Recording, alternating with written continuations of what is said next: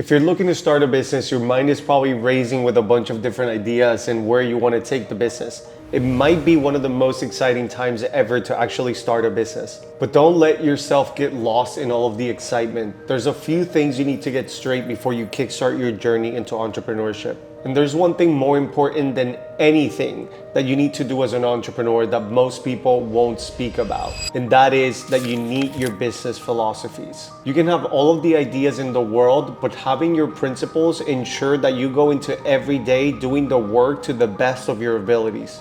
Here's 10 of the best business philosophies I have come up with since starting my journey into becoming a 7-figure entrepreneur back in 2017. Number 1, your work is your life's work. There is no work-life balance. And this is a huge misconception where a lot of people will talk about how you can balance work and play and separate the two and carve out time for having fun and carve out time for working and having these set routines. Don't get me wrong, I do have set routines, but I believe this is a huge misconception, and work and play need to coexist because this will lead to burnout if you don't know how to do this. The moment that you start separating the two, where I work from 9 to 5, I unplug and I unwind, that's when trouble sets in. If you have to sacrifice fun to be able to do work and then sacrifice work in order to have fun, that can lead to a really dangerous cycle of habits, such as this is where you end up with somebody will stop working at 5 p.m. on a Friday and end up going straight to having beers. And it's because you're burnt out, you're rushing through all this work, you have no fun at all,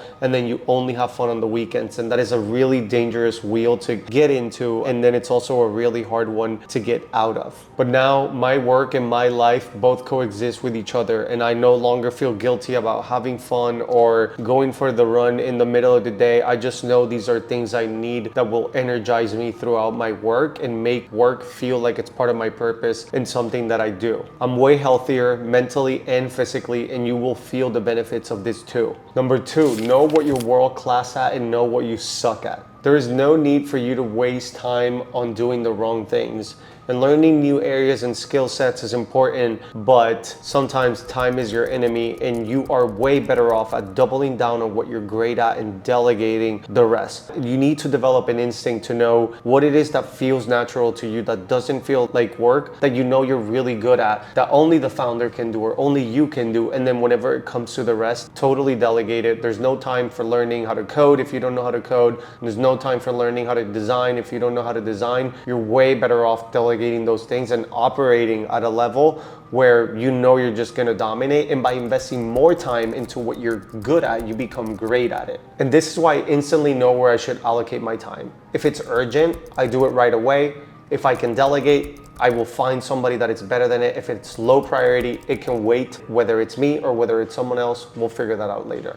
In the long term, this makes hiring way easier because you're gonna create job descriptions that are really concrete with a goal to accomplish for the person that you end up hiring for the role. And the reason why this is really important is because it saves time in your startup. One of the most inefficient ways to scale a company is to just throw anyone into the seat, fill the spot. If they're not good, get rid of them and replace them. This will eat away your time and have to constantly be recruiting, not being able to remove yourself from the position, and not being able, therefore, to scale the business. This alone will allow you to know what you say yes and what you say no to. Number 3, deep work every day. As a business owner, you're gonna be pulled and dragged into so many directions. You're gonna have to make so many decisions daily, but this is where your time gets highly prioritized into getting the work that matters done. So what I do is from 9 a.m. to 1 p.m., I do no calls at all, and I do all of my deep work in this frame. This is also why it's important to pick the right co-founders who can complement your skill set areas. And you can watch this video up here that I made on how to pick the right co-founders. There is a saying I love: output is based on impact. You can't just have your head down and be an individual contributor. You need to make decisions in your business, and you need to make strategic decisions. And so having deep work will improve your workflow drastically. For me, deep work is a morning routine where I just carve out time and I chunk out so much work that would literally otherwise take me a week to complete if I was just doing it at 30-minute blocks in between between calls. So it's really important that whether it's at 8 in the morning, whether it's at 3 p.m., whether it's at night, whatever is best for you, make sure that you do carve out the time to get that deep, uninterrupted time of work done. Number 4, exercise to energize. If you're spending a lot of time of deep work, by the time you finish, you're gonna realize that your energy is a little bit drained and you need a little bit of a pick-me-up. And there is no better way than doing that through exercise. So for me, I'll go out for a run by the beach, take a shower, and then I'm fully recharged back to start doing calls or start doing emails. So it's really important that through exercise, you energize your body. And I highly recommend you to do this outdoors and outside rather than going into another setting that's like a gym where your lights are on you and it sort of still feels like your studio. You want to go out and just get sunlight and recharge completely. Also, if it's not exercise, it might not be running for you. Just grab a hobby, pick a hobby, whether it's basketball, whether it's tennis, golf. Golf takes too much time, but if you go to the range, you know what I mean. Just pick up a hobby and do that instead in the middle of the day. It's going to change your entire perspective on how you energize your body. Number 5, get some sunlight. Step outside and get some vitamin D. I grew up in the Caribbean, so I would always go outside barefoot, step on the sand, and it really made a big difference when I moved to US and I realized that I was lacking energy. And so that's why I decided to actually move to Miami from Colorado, because I knew I needed that. I step outside barefoot, I get some sunlight, I breathe some fresh air into my lungs, and it just makes a huge difference for how my body feels. We were meant to live this way. We were meant to be out in nature. We weren't meant to be cyborgs sitting in front of a laptop